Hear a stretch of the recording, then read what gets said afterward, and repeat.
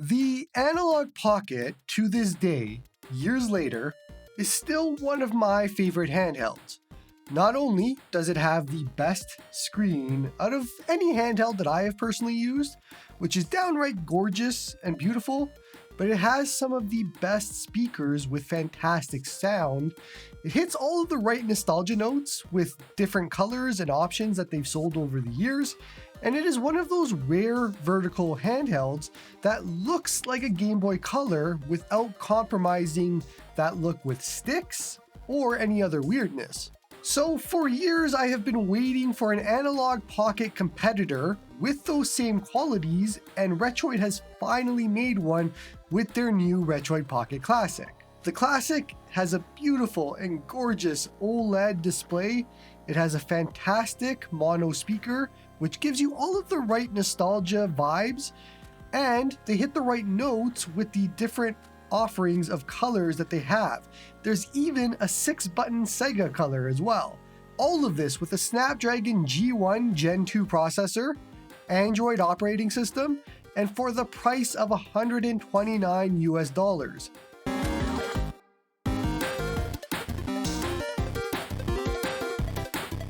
Hey everyone, and welcome back to Joey's Retro Handhelds. I'm Joey, and today we're going to talk all about the Retroid Pocket Classic. I am super late on this one. I had an issue with the first Retroid Pocket Classic that I got, had to wait for a replacement, and so it took a little bit of time, but it was definitely worth the wait, I think, here.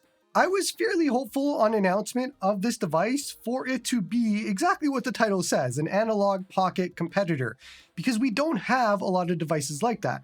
And so I wanted the premium experience of the Analogue Pocket that you see here for not the premium price tag. In an absolute sea of vertical retro handhelds, the Classic stands out as being the next step up from budget options like the Miyoo Mini Plus, the Anbernic RG40XXV, TrimUI Brick, and so on. For those of you that want that premium Game Boy Color feeling with a beautiful OLED screen, great controls, great sound, and so on. If we looked at just premium vertical experiences, it is shockingly one of the parts of the retro handhelds hobby that is lacking, which you would find weird given the entire hobby started because of a vertical handheld. You have the Analogue Pocket, like we talked about already.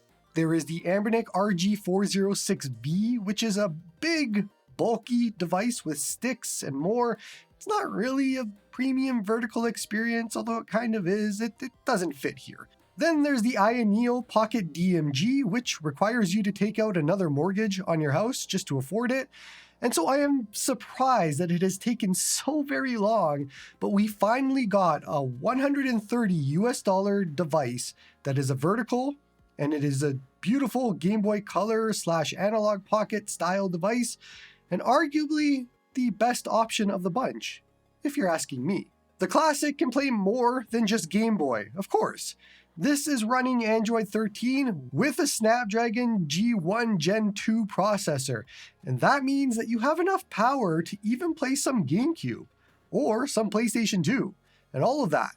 Although you wouldn't without sticks, but just driving the point here of how much power this actually has. Now, if you're feeling especially spicy on a weekend, and you want to play some Nintendo 64 for whatever reason on this, or any other system that uses a stick on this, you can wrangle up some changes and make the D-pad use as a stick and all that sort of thing, but let's be honest, you want to use the right tool for the right job, and you don't want to do that. In reality, you want to see this as a premium experience for PlayStation 1 and under. And I know, I've said that so many different times, but that doesn't change what this device is good at. The whole point of the device, without sticks, is to be the best experience that you can get for PlayStation 1, for Game Boy, Game Boy Color, Super Nintendo, NES, all of those sorts of systems that I'm looking at it right now. The OLED screen is just beautiful, and it might not show up until I put it really close, but that is just a fantastic auto-focusing screen. But it is where you want to play those games and experiences, and you don't want to force systems onto here that don't work well with it. So for myself personally, I've been enjoying just playing Game Boy and Game Boy Color games on this screen. And it fits the form factor, it fits perfectly with the OLED screen, and everything just stands out. It is a beautiful premium experience, and you just don't get that anywhere else, at least in this price range. There is, of course, NES and SNES games that you can adjust to an 8:7 aspect ratio if you want to use up more of the screen and head up there. I would consider all of that, Game Boy, Game Boy Color, Super Nintendo, NES, all of those to be the exact reasons why you would buy this device. But I'm going to go further than that. Since this is a weird 31:27 aspect ratio screen, most of the vertical style aspect ratios will work great here, of course, and that makes sense. But ironically, you're not going to have any trouble running 4:3 content either, like PlayStation 1, and there's plenty power here to play all of PlayStation 1 and upscaled if you want to. Then we can get into Game Boy Advance or Sega handhelds and consoles and so on. And really, there isn't a negative here to this type of screen. 4:3 and 3:2 and all of these different aspect ratios look fantastic on here, and it fits great with the form factor. The one negative that people might have is that there's black bars for certain consoles or most consoles if you're not choosing to stretch. And I mean, you just live with those. It's not a big deal. It's fine. I'm going to keep going back to the Analogue Pocket comparison here, since the Pocket can do a lot of emulation through OpenFPGA, like what we've talked about already. But the Classic can do more and cheaper, with a lot more options with Wi-Fi, Android, and so on.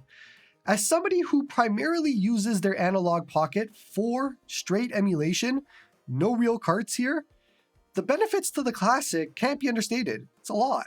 During my time using the Classic, there has been a few standouts. The screen, of course, is just fantastic. This is a 3.92-inch, 1240 by 1080 AMOLED 31:27 screen. The same that is now being used in the Retroid Pocket Mini version 2. Or I guess that we've always had in the Retroid Pocket Mini, except now it actually shows. But OLED is good, OLED is great, and it's a showcase feature with this device to just go to others and be like, hey man, you see my Game Boy Color with this OLED screen? And look at Link's Awakening, look how beautiful this is. And you never get tired of this screen. Even while I'm filming this video, I'm looking down at what's happening and I'm like, this is fantastic, this looks great. Now I mentioned it before, but the speaker audio is fantastic, especially for being a mono speaker. And that was a shock to me because typically Retroid has never really done good speakers at all, and they usually have to fix them and all that sort of thing. But this, they nailed. Let's have a quick listen.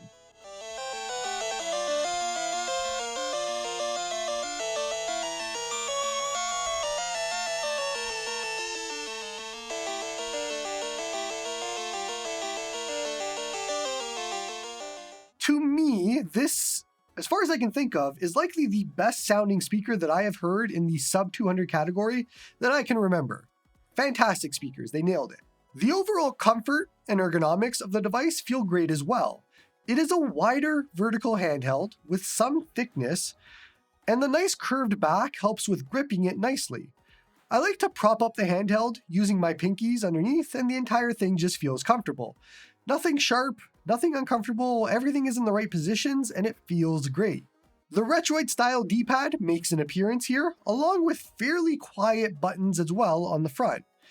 One of the best parts about this device is not having any sticks to ruin it with. There are 100 vertical handhelds out there with sticks, and for people that want a premium Game Boy Color experience without sticks, there is only the one, the Retroid Pocket Classic. That does mean that there's a bit of some weirdness when it comes to trying to map your RetroArch hotkey. I just use select, and that works out fine for most games, but it will be a problem in some games for sure. Software-wise, there is nothing special to speak of here. For those unfamiliar with Retroid's Android software, you essentially get access to anything and everything that you would need. So you can swipe down and you can adjust the performance mode if you like, turn on and off the fan, change your controller style from Nintendo layout to Xbox layout, connect Bluetooth controllers, and so on. Everything that you would want to do, you can do. Now, it is very important to note that this does not support video out. Not at all. So If one of the things that you wanted this device for is to dock it to a TV and play wirelessly or remotely, you can't do that, unfortunately. It's just a limitation of the Snapdragon chip that they're using here. It's probably the biggest con or negative to this device is not being able to do video out. Now, I've stayed in standard performance mode my entire time using the device with the fan off, and I haven't felt it get super hot or uncomfortable at all.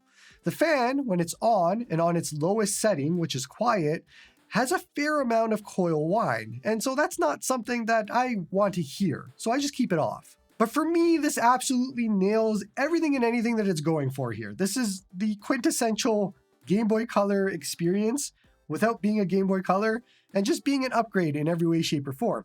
Even the Pokemon version I have here is just fantastic looking. I love this one, but there are other colors that look nice too. They really nailed most of the colors here, and it just looks great. For me, I can finally say that I have an Analogue Pocket replacement, and not for any lack of love for the Analogue Pocket. I mentioned it before, it is one of my favorite handhelds.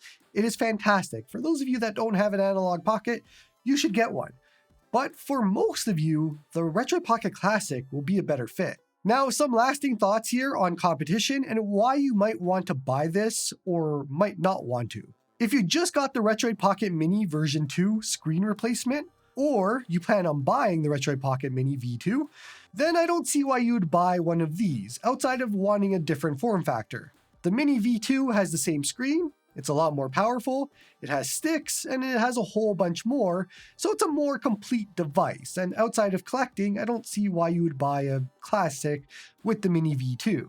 Now, if you've been wanting a better Miu Mini Plus, a Trim UI brick, an Ambernic RG40XXV, that sort of thing, and you want it to be a stickless vertical handheld, then this is exactly what you're looking for, everything and anything.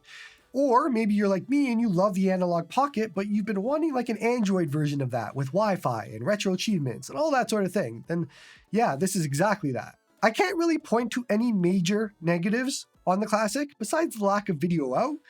This is just a joy to use, it is a joy to play on, and it is just the quintessential nostalgia Game Boy experience that we've been wanting for so long, and it now exists. That's going to be it for this one.